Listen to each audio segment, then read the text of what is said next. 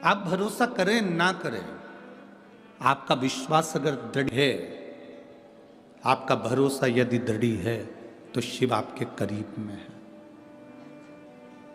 भगवान शंकर आपके नजदीक में है। बस भरोसा टूटना नहीं चाहिए, भरोसा दृढ़ रहना चाहिए। भरोसा यदि पक्का है, रिटर्न बढ़ाओ, भरोसा यदि पक्का है, विश्वास यदि दृढ़ है, तो जीवन का सारा सुख अपना है, सारा सुख।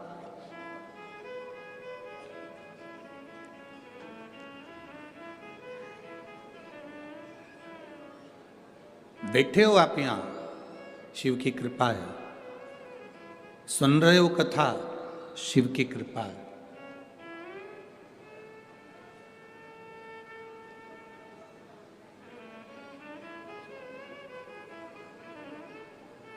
कभी अपने भीतर एक विश्वास को जब हम दृढ़ बनाते जाते हैं, एक भरोसे को पक्का बनाते जाते हैं, तो परमात्मा भी हमारे करीब में आना प्रारंभ कर देता है। विश्वास पक्का कब नहीं होता? जब हमारे भीतर थोड़ा सा अहम होता है। हमारे अंदर यदि अहंकार है, हमारे अंदर यदि अहम है, तो हमारा विश्वास दृढ़ नहीं होगा।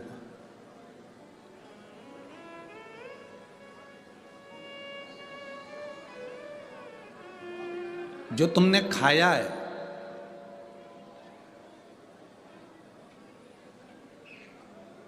जो तुमने खाया,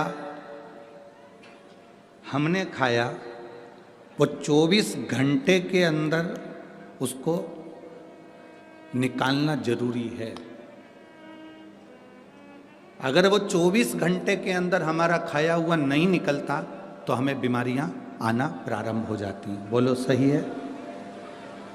जो हमने खाया उसको 24 घंटे में निकालना जरूरी हो जाता है, नहीं तो बीमारी लगना प्रारंभ हो जाती है। जो हमने पानी पिया वो 3 से 4 घंटे में निकालना जरूरी हो जाता है, नहीं तो बीमारी लगना प्रारंभ हो जाती है। जो खाया उसको 24 घंटे में निकालना जरूरी है, जो पानी पिया उसको 3 से 4 घंटे में निकालना जरूरी है, जो श्वास हमने ली उसको 1-1.5 सेकंड के अंदर, 2 सेकंड के अंदर बाहर निकालना जरूरी है। उसी तरह हमारे भीतर यदि अहंकार भर गया, काम भर गया, आसक्ति भर गई, क्रोध तृष्णा भर गई, तो इसको अंदर मत रखो, इसको भी निकाल कर बाहर फेंक दो, नहीं तो ये भी बीमार कर देता है, ये भी बीमार कर देता है। जैसे खाया हुआ भोजन पेट में नहीं रखना, उसको निकालना पड़ेगा। पिया हुआ पानी पेट में नहीं रखना, उसको निकालना पड़ेगा। ली हुई श्वास हमारे भीतर नहीं रखना, उसको निकालना पड़ेगी, नहीं तो ये बीमारी उत्पन्न कर देती है। उसी तरह हमारे भीतर यदि अहंकार आ गया, काम आ गया, आसक्ति आ गई, तृष्णा आ गई, लोभ हो गया, क्रोध आ गया, इसको निकालना जरूरी है। अगर ये अंदर रह गया ना, तो फिर ये दिक्कत दे जाएगा, फिर ये परमात्मा से मिलने नहीं देगा। ढीले कम करो, ये परमात्मा से मिलने नहीं देगा, ये भगवान के करीब में नहीं आने देगा।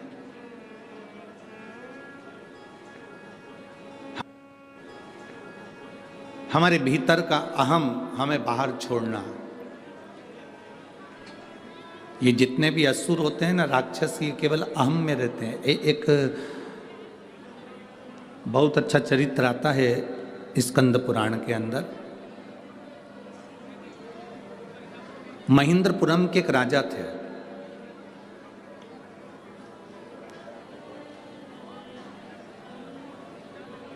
बड़े आनंद के साथ वो निवास किया करते थे।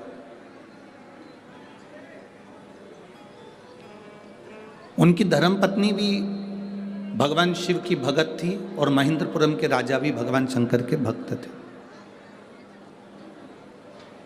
दोनों, पति भी और पत्नी भी शिव के भक्त थे। इन्होंने एक बार भी भगवान शंकर से कुछ नहीं मांगा। कोई जरूरी नहीं है कि आप शंकर के मंदिर में जाएंगे तो कुछ मांगना ही है आपको।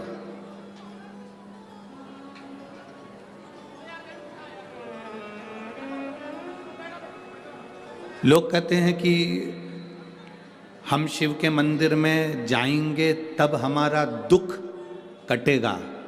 ये दुनिया के लोग कहते हैं कि हम शिव के मंदिर में जाएंगे तब हमारा दुख कटेगा। शिव महापुराण की कथा कहती है जब तुम्हारे मन में ये आ गया कि शिव के मंदिर जाएंगे, उसी क्षण से दुख कटना प्रारंभ हो जाता है। जाने की तो बात दूसरी है। लोग कहते हैं हम शिव के मंदिर जाएंगे तब दुख कटेगा, हम शिव पुराण में जाएंगे तब दुख कटेगा। ना ना, शिव महापुराण की कथा कहती है जिस दिन तुम्हारे मन में यह भाव आ गया कि मैं शिव पुराण में जाऊंगी, तुम्हारे मन में यह भाव आ गया कि मैं मंदिर जाऊंगी, तुम्हारे मन में यह भाव आ गया कि मुझे शंकर जी को एक लोटा जल चढ़ाना है, तुम्हारे मन में यह भाव आ गया कि मुझे भगवान का भजन करना है, समझ लो तुम्हारा दुख कटना प्रारंभ हो गया। अगर दुख नहीं कटता तो तुम्हारे मन में यह अच्छा विचार आता ही नहीं। अच्छा विचार तब आता है जब तुम्हारा दुख कटने का समय आता है।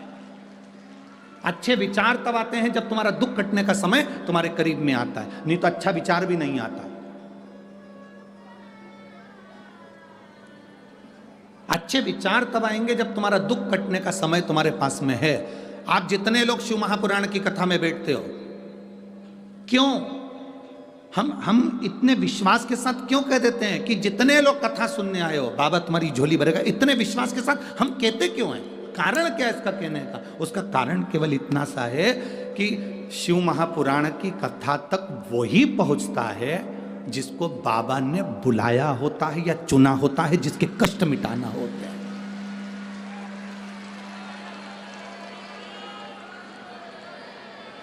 जिसके कष्ट मिटाना होते हैं उसी को बाबा यहां तक बुलाता है, नहीं बुलाता। किसी किसी का पूरा बैग तैयार की तैयार रह जाता है और मालूम पड़ो कि वो तो जा नहीं पाती और उसकी जगह दूसरी चली जाती। बैग तैयार, गाड़ी में उसकी बुकिंग थी, सीट बुक थी, उसने कहा था मैं भी चलूंगी, पूरी तैयारी थी और घर में काम आ गया और नहीं जा पाई। अभी 16 तारीख से 20 तारीख तक कथा मुंबई में होना थी कल्याण में, पर किसी कारणवश नहीं हुई। वो कथा 40 गांव आ गई महाराष्ट्र में। 16 तारीख से 20 तारीख तक 2 बजे से 5 बजे तक वो कथा वहां पहुंचेगी। जिसके भाग्य में होगा, जिसके ललाट पे लिखा होगा, जहां बाबा को पहुंचना होगा वहां पहुंचेगा।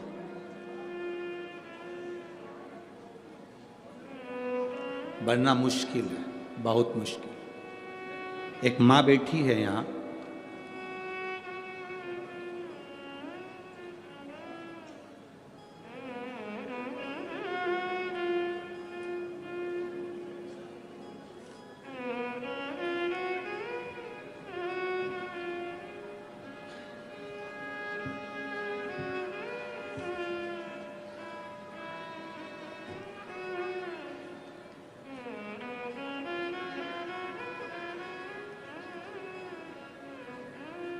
मैं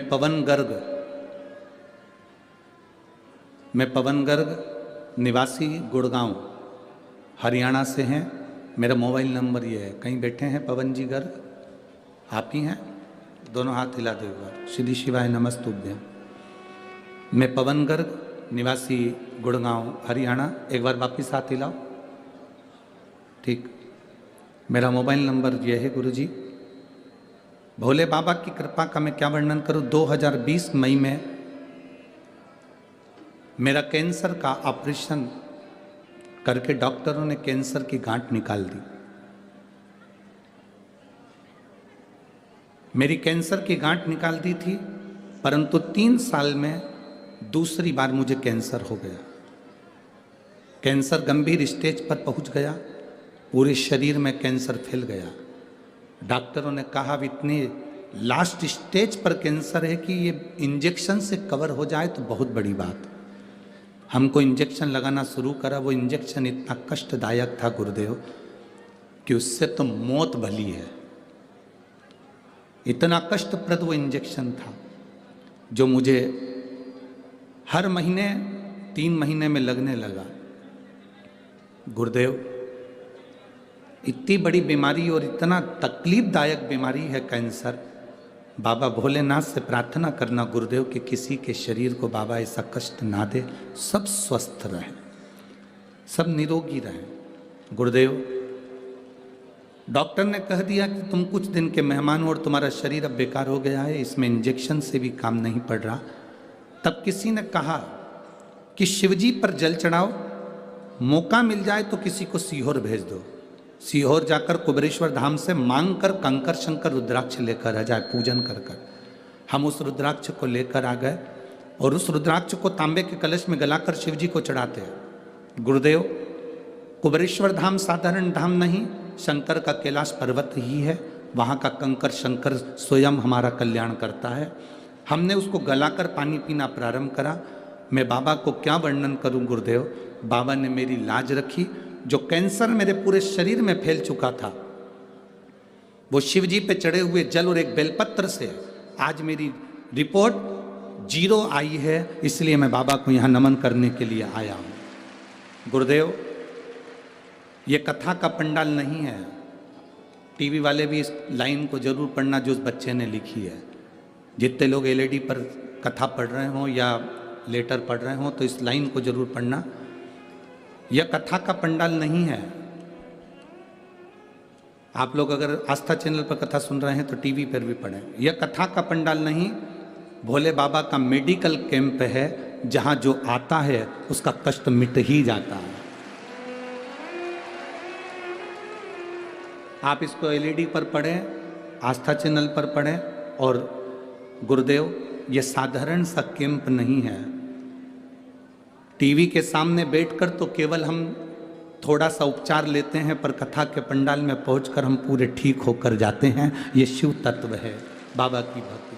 अब ठीक है बाबू, हाथ हिला दो एक बार। श्री शिवाय नमस्तुभ्यम। बैठिए, बाबा की कृपा। एक बेलपत्र आपने मांगी है तो आजा, ले जा। और एक बेलपत्र वो जो बाबा जी खड़े हुए थे उनके बेटे यहाँ बाजू में बैठे हैं ना, वो भी आ जाओ, एक बेलपत्र ले जाओ। अरे खाली ना जाता कोई दर से तुम्हारे, खाली ना जाता दर से तुम्हारे, मैं भी खड़ा हूँ नन्ही बाहों से, अपने हृदय से लगा लो, लगा लो, गिरा जा रहा उठा लो, उठा लो। प्रभु अपने दर से अब तो ना टालो, गिरी जा रही हूँ उठा लो। ले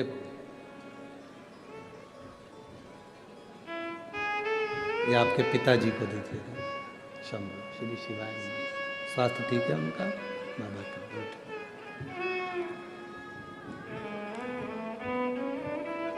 शिव तत्व को जानो।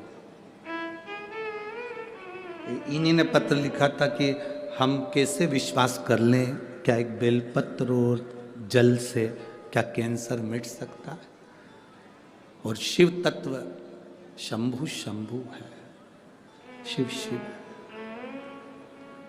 ए मेरी जीजियों, भटिंडा की मेरी बहनों, मेरी जीजियों, मेरे जीजाओं, मेरी बेटियों बेटाओं, मेरी माताओं, मेरे भाई मेरी बहनों, एक बात अपने भीतर उतार कर रखना। अभी आपको कहा था कि हम विश्वास से क्यों कहते हैं कि बाबा आपकी झोली भरेगा, क्योंकि बाबा उसको ही यहाँ तक बुलाता है जिसको उसको देना चालू करना होता है, करता ही नहीं। कथा मुंबई होने वाली थी, 40 गांव में हो रही है, मतलब 40 गांव वालों ने कोई पुण्य ज़्यादा किए होंगे और 40 गांव महाराष्ट्र वालों की कोई शिव भक्ति इतनी प्रबल हुई होगी। हम तो कहेंगे जो कथा करा रहे हैं 40 गांव में, उन्मेष जी पाटिल जी, जलगांव के सांसद जी, हम तो कहेंगे आपके भाग्य प्रबल हैं। श्रीमती संपदा ताई पाटिल जी, आपके भाग्य प्रबल हैं, इसलिए भोलेनाथ जी ने आपको चुना है। ऐसे कई प्रदेश, जम्मू है, हरियाणा है, दिल्ली है, ऐसे कई जगह के लोग कथा का इंतजार करते रहते हैं, बस हमारे क्षेत्र में कैसे भी एक बार आए। शिव महापुराण अपने प्रदेश में अगर एक बार आती है तो पूरे प्रदेश का कल्याण ही कर कर जाती है, सहज नहीं है शिव। बस उस तक पहुंचना हमको है, उस तक जाना हमको। आपको, ये आपकी प्रधानता है या आपकी श्रेष्ठता है, उसने चुना।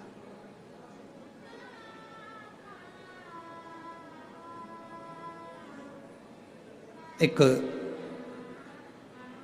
महेंद्रपुरम के राजा और रानी दोनों शंकर के भक्त थे, पर उन्होंने शिव जी से कभी कुछ नहीं मांगा था, केवल भक्ति करते थे शिव की, कुछ नहीं मांगा।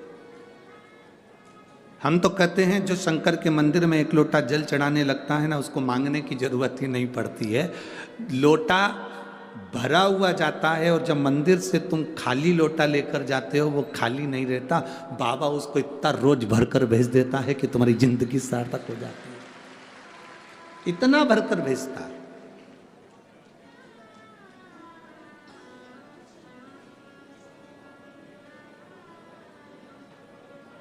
ये उसकी कृपा के बिना नहीं है, उसकी दया के बिना नहीं,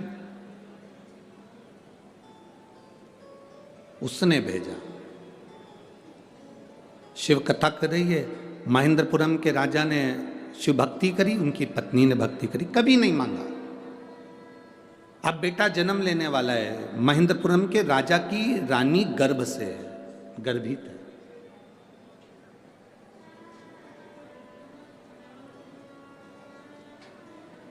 और रानी जब गर्भ से थी तो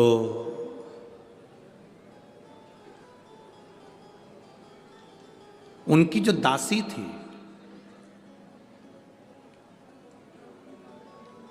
वो दासी शिव की विरोधी थी। बहुत ध्यान से सुनना कि आपका मन करता है कि मंदिर जाऊं, आपका मन करता है शिव जी को एक लोटा जल चढ़ाऊं, आपका मन करता है शिव महापुराण की कथा सुनूं, आपका मन करता है शंकर की कथा को अपने जीवन में उतारूं, या कभी मौका मिल जाए तो एक बार मैं भी बेलपत्र चढ़ाऊं, एक बार मैं भी शिव महापुराण की कथा सुनने जाऊं, ये आपका मन कर रहा है। कोई कोई मोहल्ले में, कॉलोनी में, क्षेत्र में, परिवार में कोई कोई ऐसा रहता है जो जिसको शंकर की निंदा करना अच्छा लगता है, शिव महापुराण की निंदा करना अच्छा लगता है।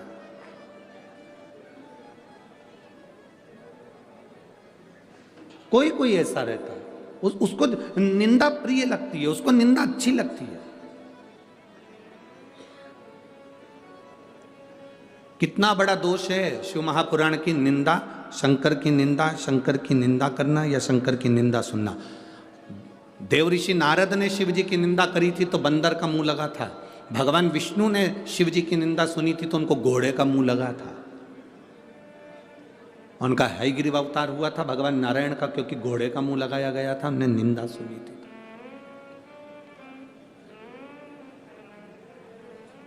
देवऋषि नारद ने शिव जी की निंदा कर दी थी, रुद्राक्ष की माला जो भोलेनाथ जी ने पिना कर भेजी थी उसको उठाकर जमीन पर पटक दिया था, शिव जी ने जो पिनाई।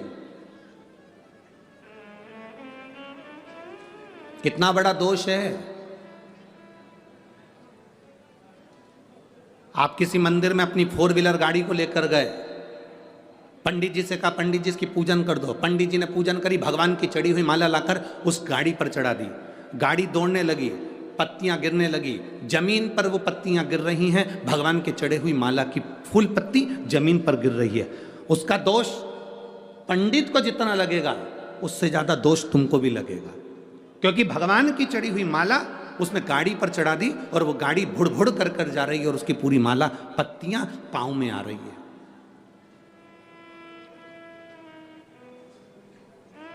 दोष लगता है। इंद्र का तो राज्य चले गया था, केवल भगवान की चढ़ी हुई बाबा भगवान नारायण ने दुर्वासा बाबा को माला दे दी, वो माला उन्होंने उठाकर इंद्र को दे दी, इंद्र ने वो माला उठाकर एरावत को दे दी, एरावत ने वो माला जमीन पर पटक दी।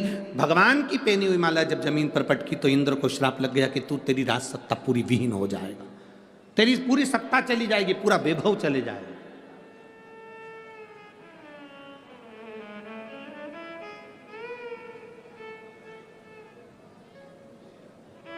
तेरा पूरा वैभव समाप्त हो जाएगा।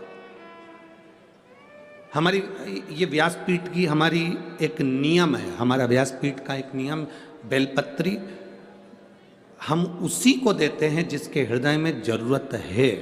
जिसको जरूरत नहीं, हम उसको बेलपत्र भी चेहरा देखकर समझ जाते हैं कि इसको जरूरत है कि नहीं। उसको क्या करेंगे देकर? ले गए, पटक दी, फेंक दी, कहीं काम की ना रही। एक बार कभी गीता प्रेस गोरखपुर की शिव महापुराण की कथा पढ़ना, और गीता प्रेस गोरखपुर की शिव महापुराण की कथा को पढ़कर देखना।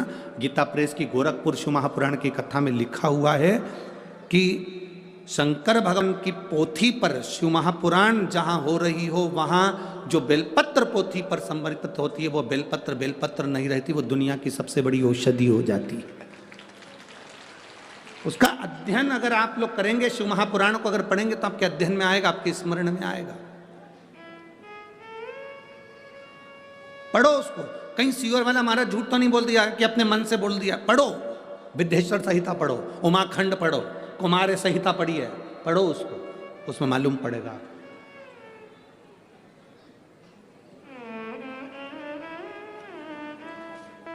क्यों किसी तीर्थ में जाते हैं तो पवित्र कुंड में, पवित्र सरोवर में, पवित्र तालाब में स्नान करते हैं?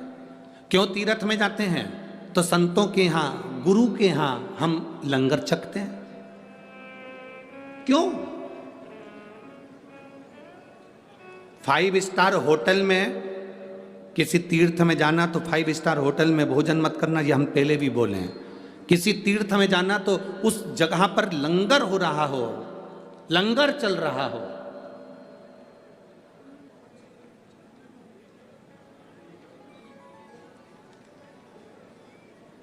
कोई गुरुद्वारा नजदीक में पड़ गया हो और बहुत प्रचलित गुरुद्वारा, साहब हम वहां जाएंगे, हम लंगर चखेंगे। साहब कहीं पर प्रसाद का सुंदर संत का डेरा हो, साधु का डेरा हो, वहां कुछ रूखी रोटी भी मिल जाएगी तो उसको चख लेंगे। कितनी रोग, कितनी तकलीफों को ये हर लेता है। लोग हर ले, ये तकलीफ है।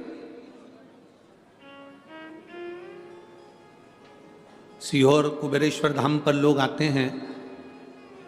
अभी तो रसोई घर वहाँ का तैयार हो रहा है।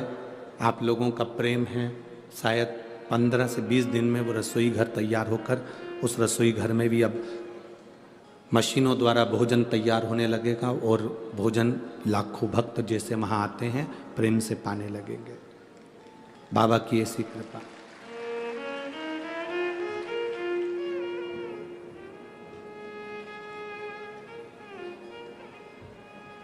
अब ठीक है पूरी तरह बाबा की स्वस्थ महाराज जी हमें बाड़े में कथा कराने इसके लिए श्री बाबा कराएगा।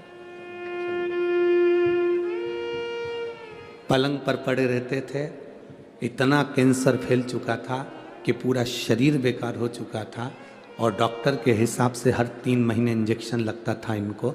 अब ये बाबा की कृपा से पंडाल में बैठकर कथा सुन रहे हैं। ये शिव कृपा है, औघड़ी की कृपा, शिव तत्व।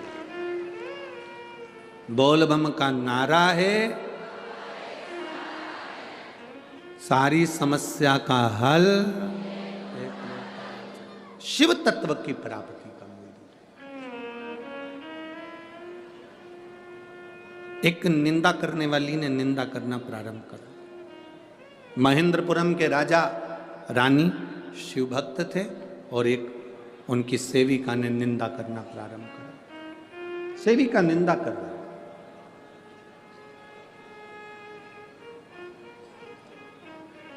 गर्भ में बच्चा होना, गर्भ में संतान होना तो थोड़ा ध्यान रखना कि गलत संगति से दूर रहना।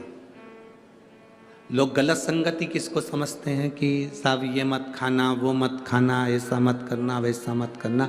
गलत संगति इसको भी कहते हैं कि आप निंदा ना सुने, आप चुगली ना करें आप, क्योंकि बच्चे में वो असर आ जाएगा, बच्चे में वो असर आ जाता है। एक बार हम कहीं कथा करने के लिए गए, और कथा करने के लिए गए तो वहाँ पर एक जजमान, उस समय बहुत पहले की बात है, 15-20 साल पहले की, तो वो जजमान उन्होंने कहा कि गुरुजी आपको हमारे घर आना ही पड़ेगा। अब 20 साल पहले की बात है, तो हम गए उसके यहाँ गए तो उसका एक 9 साल का लड़का, उसकी माँ ने सेब कतर के रखा, केला ला कर रखा, फल ला के रखे, उसका लड़का दौड़ कर आया। हमने तो खाया ही नहीं, उससे पहले वो सब खा गया। 9-10 साल का लड़का, 9 साल का। थोड़ी देर बाद उसकी माँ ने चांदी के गिलास में दूध भर कर रखा। चांदी का गिलास जल्दी गर्म हो जाता है, और दूध के कारण और ज्यादा गर्म हो गया। वो लड़का दौड़ कर आया, गटर गटर करके दूध पी गया। चलो कोई बात नहीं। उसकी माँ आंखों में आंसू भरकर हाथ जोड़कर कहने लगी, आपका अपमान हो गया गुरुदेव। हमने कहा कोई बात नहीं जीजी, अपमान तो चल जाएगा, पर एक बात पूछूं तेरे से, ये कैसे हुआ? इतना सा, ये अपमान तो चल जाएगा अपनी जगह, पर तू इतना बता दे ये कैसे हुआ। उसने कहा गुरुजी, जैसे आप कथा करने आए हमारे गांव में, जब ये गर्भ में था, एक महाराज जी कथा करने के लिए आए थे, उन्होंने कह दिया था कि खूब सुंदरकांड का पाठ करो। मैं गर्भ के समय पर खूब सुंदरकांड पढ़ी, इतना पढ़ी कि एक दिन में 6-6 बार, एक दिन में 8-8 बार। हमने कहा जी फिर बस उसके बाद ये मेरा जो बेटा हुआ है गुरुजी, पेड़ पे चढ़ जाता, नीचे कूद जाता, बिल्डिंग से नीचे कूद जाता, आगी के बर्तन भगोने उठा लेता। हमको लगता है हमारे घर में हनुमान आ गया है। अब हम क्या करें गुरुजी, इसकी शांति का उपाय बताओ। हमने कहा हनुमान चालीसा पढ़ो। अब क्या कर सकते हो?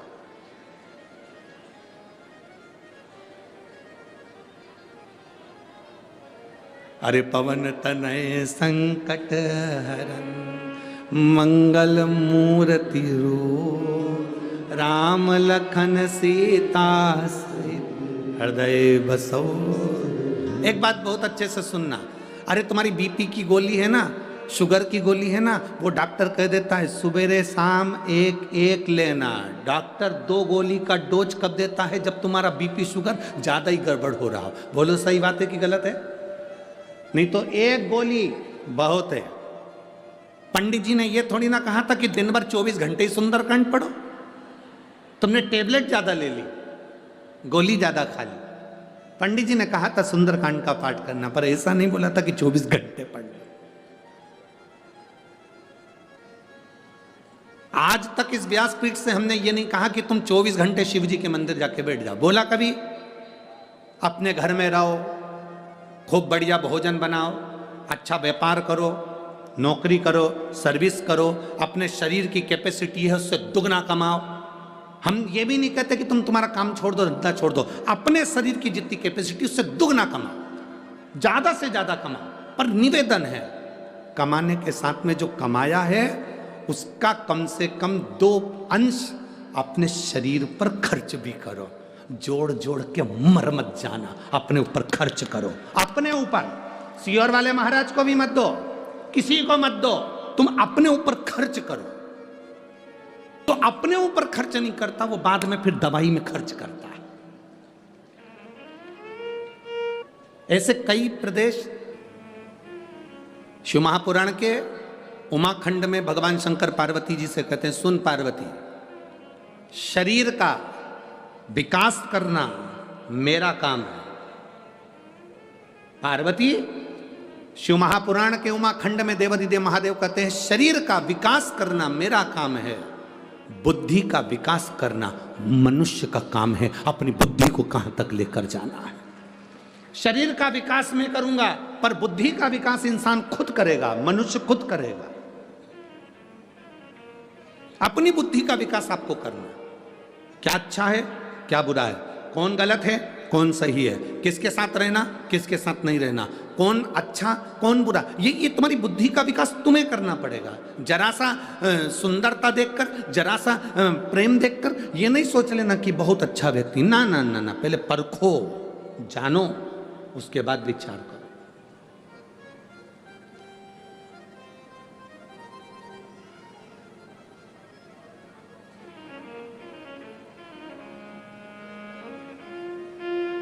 और जब तक तुम परखोगे नहीं, जानोगे नहीं, तब तक जीवन का सुख पाने वाले नहीं हो महाराज। जीवन का सुख नहीं पा सकते।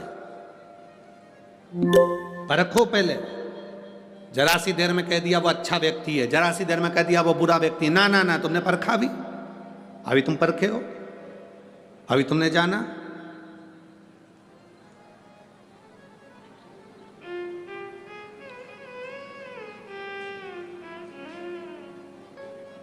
तुम परखोगे तब मालूम पड़ेगा ना। पहले तुम भटिंडा के लोग जब टीवी पर कथा देखते होंगे, सुनते होंगे, तो कहते होंगे इतना सारा लोग आता है कथा सुनने, इतने सारे भक्त आते हैं शिव महापुराण कथा सुनने के लिए। अब भटिंडा के लोग जब अपने खुद के ग्राउंड में देख लिए, बाहर दरवाजे के बाहर खड़े रहे, अंदर जगह नहीं मिली बैठने को, तब समझ में आया इतने आते हैं, इतने आते हैं, तब समझ में आया। आप किसी को अच्छा कर रहे हो, पहले उसकी अच्छाई को अच्छे से जानो। आप किसी को बुरा कर रहे हो, पहले उसकी बुराई को जानने का प्रयास करो। क्यों बुरा है वो, किस लिए बुरा है? संसार में कोई ऐसा नहीं जन्मा जो बुरा हो। संसार में कोई नहीं जन्मा जो बुरा हो। कई लोग कहते हैं हम तो बड़े तकलीफ में, हम तो भगवान ने हमारी दृष्टि नहीं करी, हम तो दुनिया के सबसे दुखी व्यक्ति हैं, भगवान ने हमें क्यों पैदा कर दिया, हम तो मर जाएं तो अच्छा। हम उनसे कहते हैं ईमानदारी से बोलो, तुम जिस कमरे में सोती हो, तुम जिस कमरे में सोते हो, उस कमरे में कितने लोग हैं जो पूरे घर का टाला, झाड़ू, बर्तन मांजने का सामान, बेकार टूटा फूटा सामान, बेकार टीवी, बेकार फ्रिज अपने कमरे में रखते हैं। तुम में से कोई है जो सोने वाले कमरे में बेकार फ्रिज रखता है? तुम में से कोई है जो अपने कमरे में बेकार टीवी रखता है? तुम कोई है जो बेकार फटे जूते, फटे हुए कपड़े अपने कमरे में रखते हो? बेकार लैंप, बेकार सामान, बेकार ट्यूबलाइट, बेकार बल्ब अपने कमरे में रखते हो? अटाला कोई अपने कमरे में नहीं रखता। रखते हो क्या? अपने कमरे को लोग वीआईपी बनाकर रखते हैं, एकदम क्लीन, एकदम साफ। वही सामान रखते हैं जो मेरे यूज करने का है, वही सामान रखते हैं जो मेरे प्रयोग का है। जब आप अपने कमरे में अटाला नहीं रखते, कवाड़ा नहीं रखते, तो भोलेनाथ अपनी पृथ्वी पर कवाड़ों को क्यों रखेगा? उसने भी वीआईपी को रखा है, अच्छों को रखा। ब्रह्मा ब्रह्मलोक का, वैकुंठ भगवान विष्णु का, और पृथ्वी शंकर भगवान की है। मृत्यु लोक में अगर आपका जन्म हुआ है, समझ लेना आप डायमंड हीरा हो, समझ लेना आप हीरा हो। बस अपनी पहचान करना चालू करो, अपने को पहचानो कि मैं क्या हूं।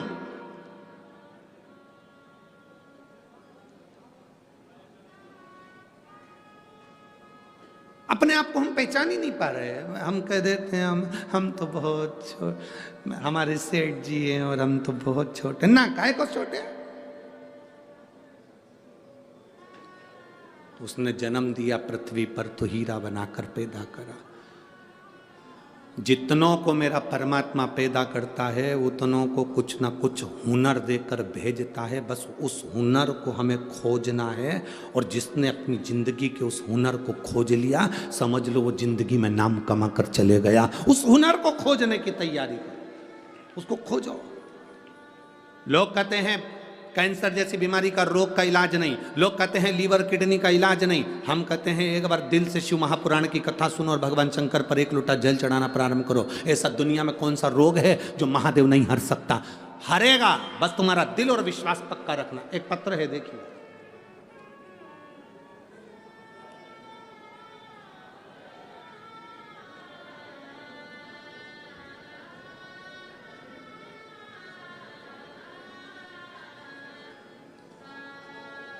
शंभु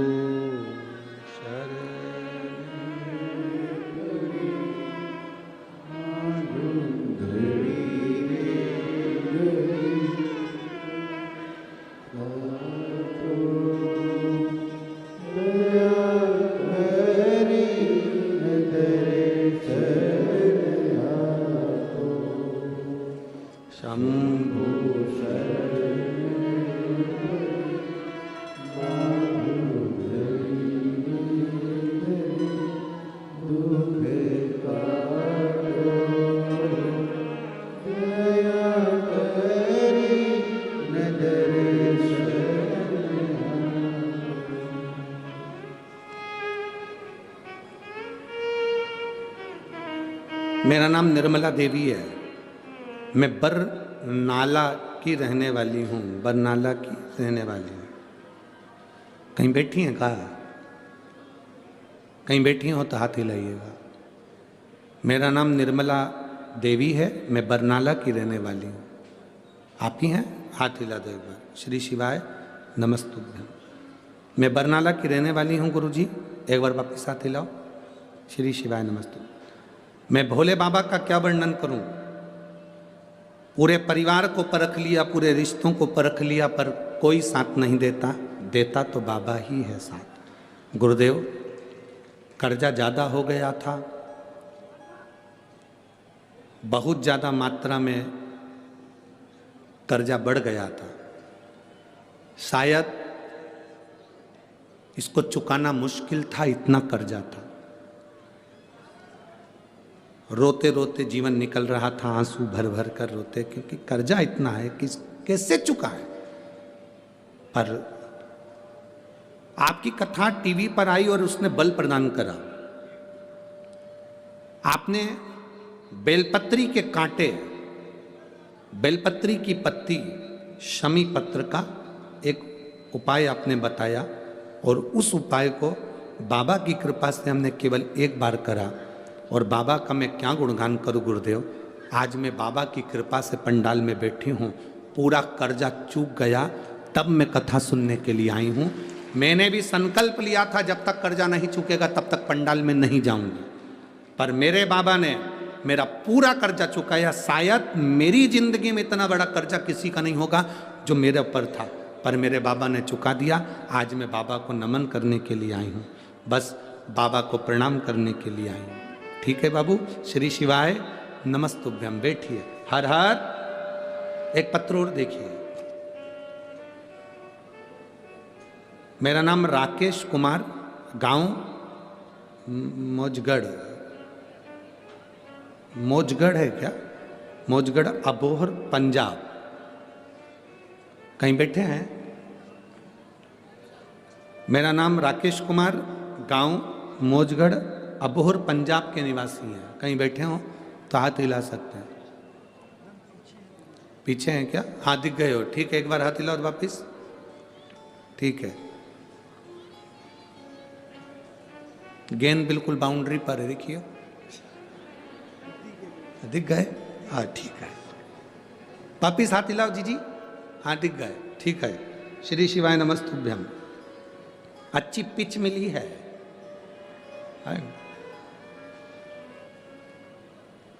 मेरे पिताजी को 26/11/2022 को बहुत तबीयत बिगड़ गई। डॉक्टर को दिखाया, पता चला कि पिताजी को कैंसर है, वो भी 3rd स्टेज का है। हम इलाज के लिए बीकानेर ले गए, इलाज चला, पर डॉक्टर के हिसाब से कोई गारंटी नहीं थी, और धीरे धीरे कैंसर ने पूरे शरीर पर फैल चुका था। हालत इतनी बिगड़ गई कि डॉक्टर को फिर चेक कराया तो वो 4th स्टेज पर आ गया।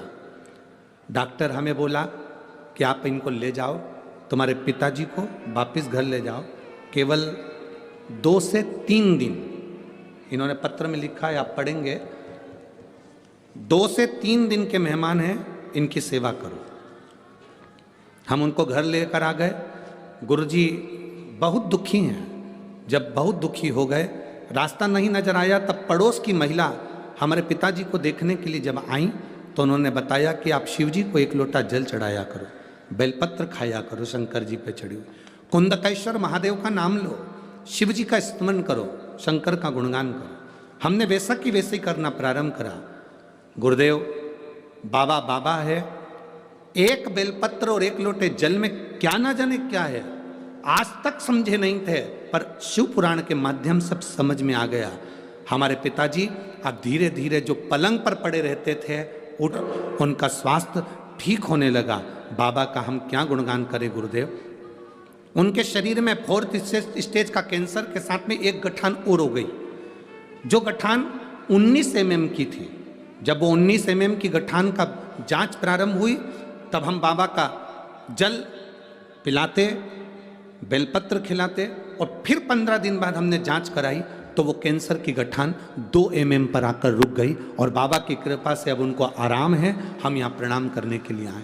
ये शिव तत्व है। बैठिए बहन, हर हर महादेव, बैठिए। शिव भक्ति है।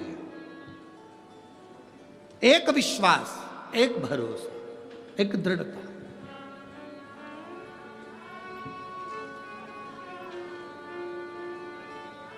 कोई कहता है कि हम कैसे मंदिर जाएं,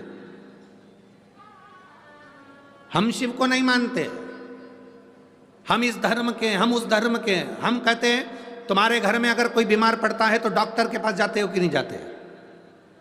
डॉक्टर से पूछते हो कि तू कौन से धर्म का है? डॉक्टर से पूछते हो कि तुझे कौन सा रोग लगा है? डॉक्टर से पूछोगे कि तू ब्राह्मण है कि क्षत्रिय की वैश्य है कि शूद्र है? नहीं। डॉक्टर से अपना रोग बताओगे और उसका इलाज करवाओगे। डॉक्टर कौन है भाई? इतना अपनी बुद्धि में बिठाना, तुम कोई भी हो, कोई भी धर्म के हो, अगर जीवन में तकलीफ है तो बिना संकोच के आग लगे बस्ती में अपन रहो, मस्ती में एक लोटा जल उठा और महादेव के पास पहुंच जाओ, शिव जी के पास पहुंच जा। दुनिया कहेगी कहने दो, जो बोले बोलने दो, अपशब्द बोले बोलने दो, ताना दे देने दो, आड़ा टेढ़ा बोले बोलने दो, तुम अपना फर्ज अदा करो। हमारे शरीर में अगर रोग है तो हमें शिव के द्वार जाना पड़े।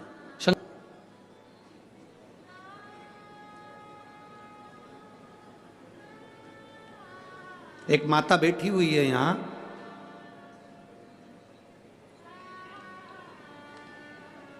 उसकी एक कामना पूरी हो गई थी।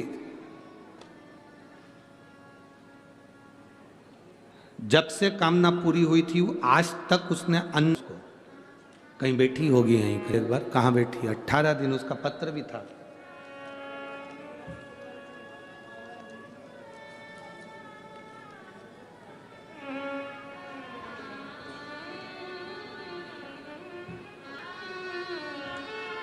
नाम तो इसमें नहीं लिखा है, कहीं बैठी हो तो हाथ हिलाना। 18 दिन हो गए थे बैठी है। कहाँ बैठी? जिसने 18 दिन से अन्न, माँ यहाँ आई हैं, उनकी बेटी है। एक बेलपत्र ले जाओ बबुआ के, ब्लैक जैकेट में बेटी आई हुई है।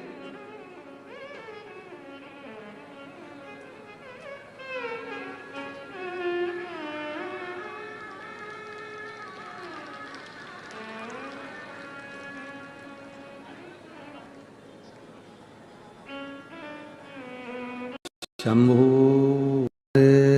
ने पड़ी मांगू घड़ी रे, दुख दया कर।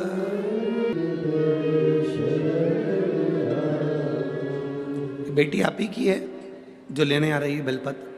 आप ही हैं जो 18 दिन तक अन्न ना पाया? एक बार हाथ हिला दो वहां पर। श्री शिवाय नमस्तुभ्यम। साधुता पर निवेदन है, आज आप भूखे ना जाना, यहाँ से लंगर चक्कर जाना, बाबा से प्रार्थना कर कर जाना। बैठिए, आपकी बेटी को हम दे दे रहे हैं बेलपत्र, आपके पास आ जाए। बैठिए। शंभु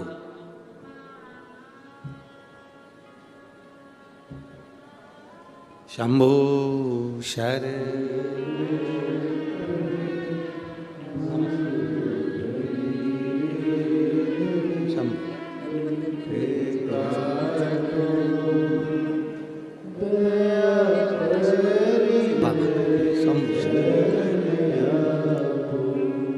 शिव तत्व कह रहा है, वो घड़ी है। आप जिस कामना से आए हो बाबा सुनता, श्रवण करता। निंदा श्रवण कर कर बेटे ने जन्म लिया, वो बेटे का नाम भानुकोपन हुआ। जिस बेटे ने जन्म लिया उसका नाम भानुकोपन हुआ। भानुकोपन। महेंद्रपुरम के राजा के घर में लड़के ने जन्म लिया जिसका नाम भानुकोपन हुआ। वो भानुकोपन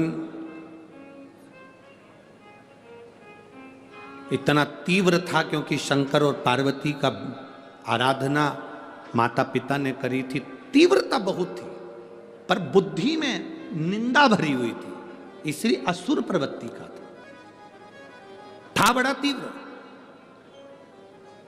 सो रहा था, सूर्य की किरणें उसके ऊपर आ रही थी, उसको क्रोध आ गया, उसने अपना हाथ बढ़ाकर सूर्य को पकड़ लिया था हाथ में, इसलिए उस बच्चे का नाम भानु कोपन पड़ा। भानु सूर्य को पकड़ लिया था। अब सूर्य को पकड़ लिया, देवताओं सब घबरा गए, भास्कर देव कहाँ चले गए, सूर्यदेव कहाँ गए, सब विनय करे। मालूम पड़ा कि सूर्य देवता को तो भानु कोपन ने पकड़ लिया। छोटे सा बच्चा जो पलना में सो रहा है, छोटा सा बच्चा जो पलने में सो रहा है, झूले में सो रहा है, उसने सूर्य देवता को हाथ में पकड़ कर रखा है। देवता आए छुड़ाने के लिए, कोई से छूटे ना, तब ब्रह्मा जी आए खुद छुड़ाने के लिए, छूटे ना। तब भगवान शंकर ने भानु कोपन के माता पिता से कहा कि सूर्य देवता को छुड़वाइए, इनको वर प्रदान करते हैं। पलने में झूलते हुए भानु कोपन को वर दिया, इंद्रदेव ने वर प्रदान कर दिया, ब्रह्मा जी ने वर प्रदान कर दिया, सब ने वर दिया। तो भानु कोपन को जो वर प्राप्त हुए, उस वर से भानु कोपन और तीव्र हो गया। बड़ा होने के बाद माता पिता तो शिव भक्ति में लीन होकर काशी में चले गए और इसने अपनी सत्ता का स्थापन कर लिया। सत्ता का स्थापन, अभी तक प्रजा में शिव भक्ति थी, अब वो शिव भक्ति समाप्त। अब केवल अहम, अहंकार, क्रोध, लोभ, आसक्ति, वासना, तृष्णा, केवल यही, केवल ये। ए मेरी जीजियों और मेरे जीजाओं, जितने लोग आस्था चैनल पर कथा सुन रहे हैं, जितने फेसबुक यूट्यूब पर कथा सुन रहे हैं, जितने इस पंडाल में कथा सुन रहे हैं, जितने पंडाल के बाहर कथा सुन रहे हैं, ध्यान लगाकर स्मरण करना। अगर भगवान का नाम जाप हो रहा है, तुम्हारे घर में रोज सुबह शाम दीप लग रहा है, तुम्हारे घर में रोज सुबह शाम अगरबत्ती लग रही है, तुम्हारे घर में रोज सुबह शाम सत्संग हो रहा है, तुम्हारे घर में रोज प्रतिदिन भगवान का भजन हो रहा है, चाहे नाम निकले, चाहे भजन हो, चाहे मुख से श्री शिवाय नमस्तुभ्यम निकले, चाहे जो नाम निकले, राम हो, कृष्ण हो, तुम्हारे मुख से जो भगवान का नाम निकले, अगर तुम्हारे घर में निकल रहा है तो समझ लेना अभी तक तुम्हारे घर में शुद्ध लक्ष्मी आ रही है, जिससे हमारे घर में भजन हो रहा है। अगर तुम्हारे घर में रोज भगवान का भजन होता था, रोज नाम जाप होता था, रोज दिया लगता था, रोज भगवत नाम होता था, सत्संग होता था, धीरे धीरे धीरे धीरे ये समाप्त हो जाए, काम में इतने बिजी हो जाओ कि ये सब चीजें समाप्त हो जाए, तो समझ लेना कि अब लक्ष्मी ठीक नहीं आ रही, लक्ष्मी ठीक नहीं। एक विचार करिएगा,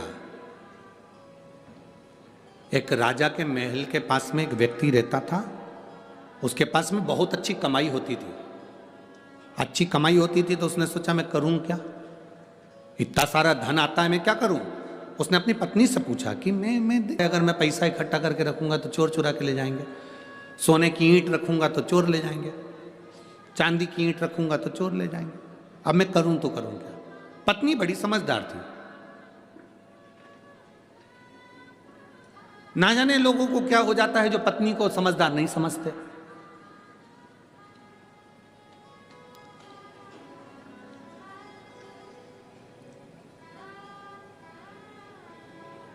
स्त्री, नारी अपने पति को, अपने पिता को, अपने पुत्र को, अपने घर को कभी डूबता हुआ नहीं देख सकती। वो बल उसमें है, कुछ भी करेगी, पर अपने पति को, अपने परिवार को, अपने बच्चों को डूबता हुआ नहीं देख सकती।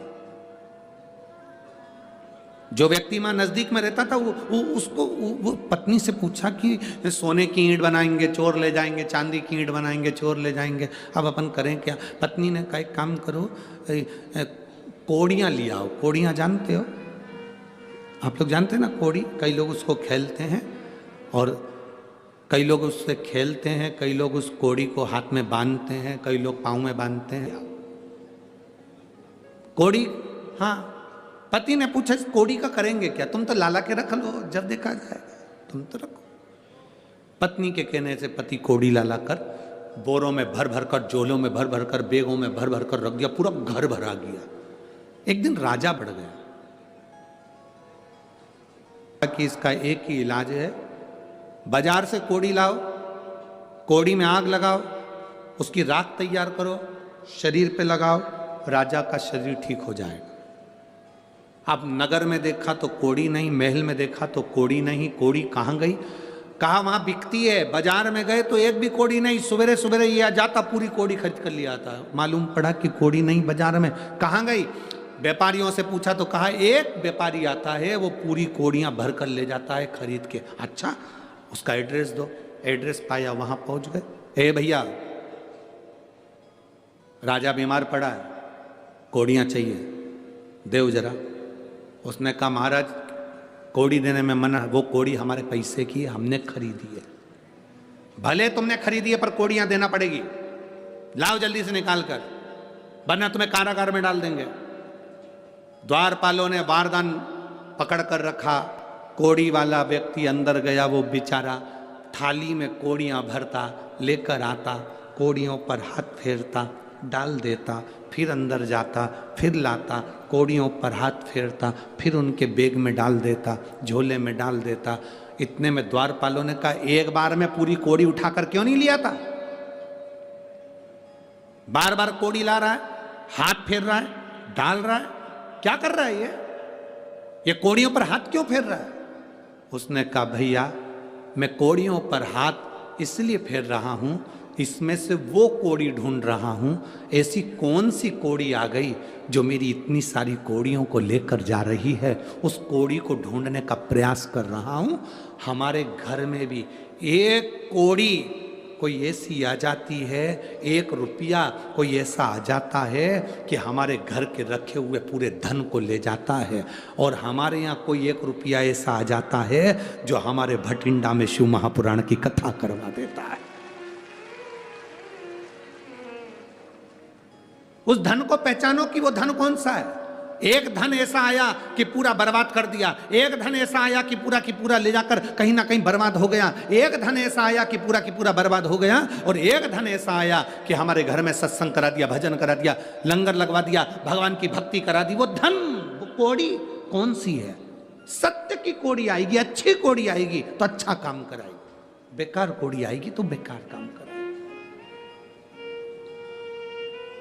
श्रेष्ठ कर्म ये श्री हरिओम शंकर चरण पादुका सेवा दल, माँ वैष्णो सेवा मंडल, अग्रवाल मारवाड़ी परिवार सभा, श्री महादेव अमरनाथ यात्री सेवा संघ, ये लोग सेवा करने में लगे हुए हैं। कोई चारों तरफ कोई लंगर चला रहा है, और भी लोग हैं। केवल ये नाम से मतलब ना नहीं रखो कि इनके नाम आए हैं तो इनसे मतलब ना, ऐसे और भी सेवा दल लगे हुए हैं, और भी लोग लंगर चला रहे हैं। कोई चाय पिला रहा है, आप में से भी कई माताएं चाय भर कर ले आती हैं, 2-4 कप ले आती हैं, धीरे से अपने आसपास वाली को पिला देती हैं। ठंड पड़ रही, आप में से कई लोग ऐसे हैं, एक कोई सेवा चला रहा है, वो गर्म पानी पिला रहा है लोगों को, गर्म पानी।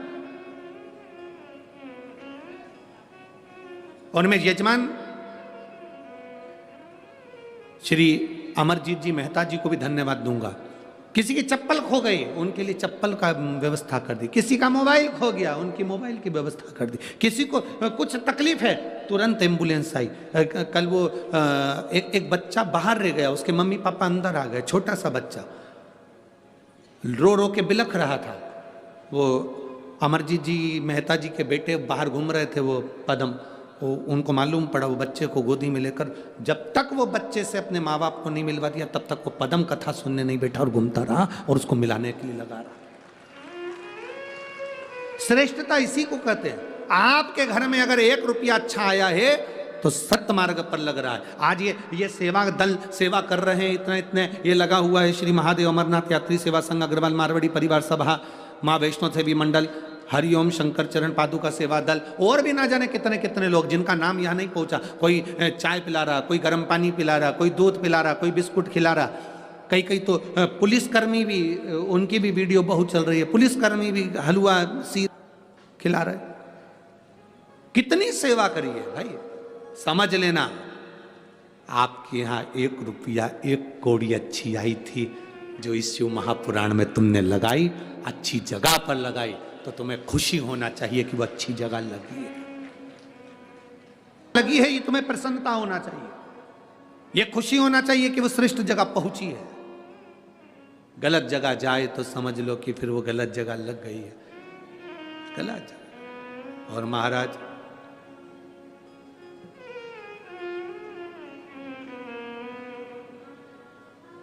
शिव महापुराण की कथा कहती है, भगवान शंकर का संवाद कहता है।